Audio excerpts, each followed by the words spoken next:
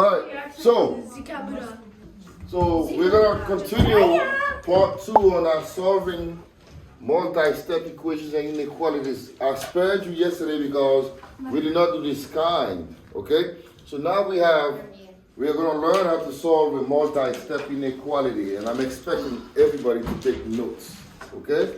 Because that's really important that you take notes, alright? Because this chapter requires a lot of brain power to understand. Okay? Now, we have 5x minus 8 is greater than or equal to 4, and then x minus 3. We want to solve this. Okay, we want to solve this. We want to solve this inequality. So our first step is always to use the distributive law to blow out those parentheses, right? We have to blow out the parentheses. We have to open them up. So I'm going to go 5x minus 8 is greater than or equal to 4 times x, right, which is 4x, minus, I keep my sign in the middle, minus 4 times 3, right? We have this here, so it's 4 times x, and you keep your sign, minus 4 times 3, all right? So that gives us 5x minus 8 is greater than or equal to 4x minus 12. All right, this is what we have right now. Now, what do I do from here? Our goal is to always keep the variables. We try to keep them on the left side. So what would you do here? I would subtract 4x from each. You're going to subtract 4x. That's perfect, right? 4x. And then what do we get now? X, right? Minus what? 8 is greater than or equal to negative 12. And then what? Then you want to get the variable by itself, so you would add 18. You would, that's key. As you talk through a problem, it's easier to solve. Yes. We subtract 8. We don't subtract it. We add it. Why do we add instead of subtracting? Because it's negative. Negative. That's right. Right. So as you talk through a problem, it's easier to solve it. All right. So that gives us. Hey, what are you doing? Taking notes. You're supposed to take notes. I am taking notes. No, that's no note. That you're drawing dash lines. That's not what I asked for. See, yeah, it's a note. So x is negative 12 plus 8 is x is greater than or equal to negative 4, right? So that's what we have here, all right? So now what I want you to do is I want you to try 2y plus 5 is greater than or equal to 3y minus 6. And then we're also going to try this one, all right? We have the negative. I made it complicated because the negatives are what tend to be a little bit problematic, right? So we're going to try this one. You guys are going to try that and tell me what you got. You got about 2 minutes to get this done. Try both of them or just one of them? Try the first one, and then we're going to do the second one as well. Okay. Okay? So do the first one. Why do you put us through this torture? It's not torture. It's job. Thank you. What if I don't like his job? Well, guess what? What's the word? To do it, he's gonna do it. That's right. Sing her little song. Nobody likes me. That's okay.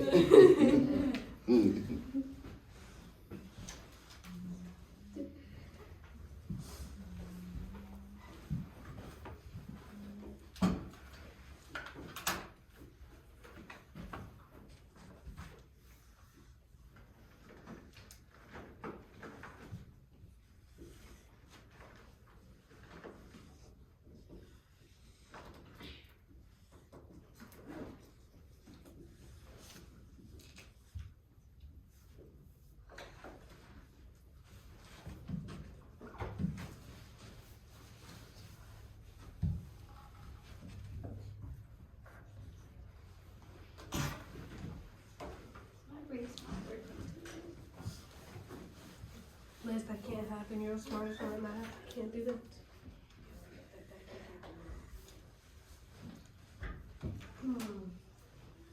I'm done. All right, Nora, can you walk us through this, please? Why me? I can do it. Because I chose you. All right, that's good. Me? Why not you? I wanted You do the distributive property. Okay, Nora what do really you said, get? girl, bye. What do you get? 2y plus 5 is greater than or equal to 3y minus 18. Mm-hmm. Then you, I don't even know. Add 18. Add 18, okay? So now what do we have now? You have 2y plus 23 is greater than or equal to 3y. All right, and? You subtract 2y. All right. Meaning you get 23 is greater than or equal to y. That's it. There you go. Right? 23 is greater than or equal to y. Or if you want to say you can say y is less than or equal to 23. Either way is fine, right? 23 is greater than or equal to y, or y, you can also say, oh, y is less than or equal to 23. It's the same thing. You're saying the same thing, right? Yeah. Okay, good. All right. I did mine differently, but I think I did a different order where I had to divide by -1 at the end. Yeah, and then so yeah, you can do that too because you kept your variable on the left. So if you did that, then you're gonna get a negative, right? Yeah, good. All right. So now the next one. Next one, you have -2 and then x plus 1, right? Is greater than -16 plus 5x. Let's do it. Mr. Swami, why do we have to have math in the morning? Because your brain is at its best capacity in the morning, like That's not optimal. true. That is not true. But That I'm is- still asleep. It's the opposite. In the morning, that's when you are freshest. All right, you're the freshest in the morning. That's awesome. I'm not fresh right now. French Prince of Bel Air. What? I'm really fresh in the morning right after my shower. Then it all goes downhill from there. You take a shower in the morning? Yes, every morning. I don't Ever have since time I for got my that. ears pierced because I have to wash them every You day. can just So I use took a rubbing shower, alcohol. so I'm taking it. All right, let's work. We Now I talk have to wash about them with soap. other things, extracurricular activities later on. So right now we're doing the work.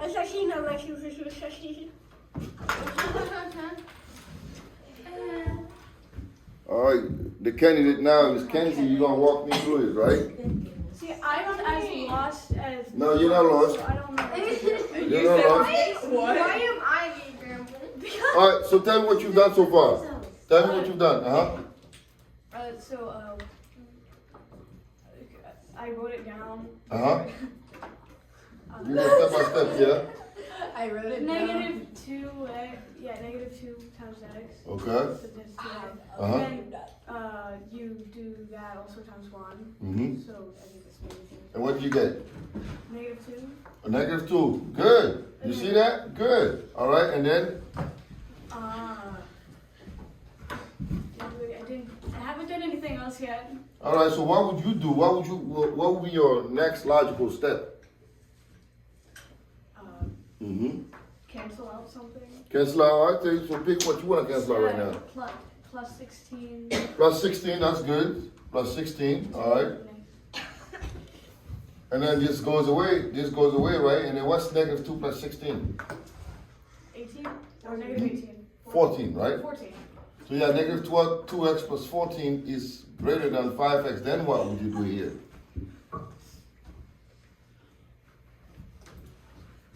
You do it again. You do what again? Calculation.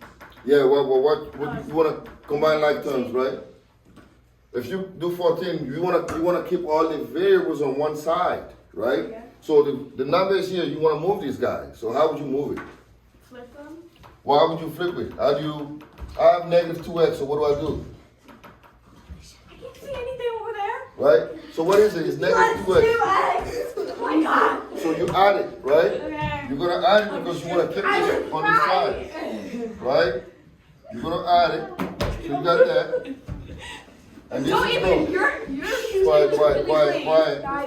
Quiet. So we have what? 14, right? 14 is greater than 7x, and then you divide 7. By 7 you divide, and now you have 2 Is greater than x, or if you want, x is what? less than 2. 2. You could have also done it the other way around. You could have done it the other way, yeah? Yeah. Don't you have to sign it? Why didn't you divide by negative? You Only didn't by divide negative, right? But there's another way you can do it where you divide Okay. by 7. So now we have this. Now we're gonna talk about, we're gonna finish this and we'll talk about the null the null set and identities. That's important, right?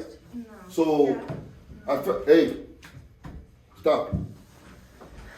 We're going to talk about the null set and identities here. Okay. All right? So the null set, this is called the null set, and these are identity. Null set. Why are you making me do this? Okay? So the first thing you want to do is we want to try to solve this problem. And then we'll see what happens here. So let's do it together, right? So if I have this here, 3y minus 5 plus 25, I'm going to go 3 times y is 3y, right? Keep my negative in the middle. Minus 3 times 5, which is 15, plus 25 equals to 3y plus 10, right? Now watch what happens. I can combine these two, right? Negative 15 plus 25, what is that equal? Negative 15 plus 25, 10. So I have 3y plus 10 equals to 3y plus 10, right? Now what do you see that's interesting here? They're both 3y plus 10. 10.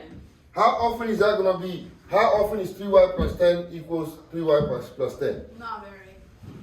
Always, right? What?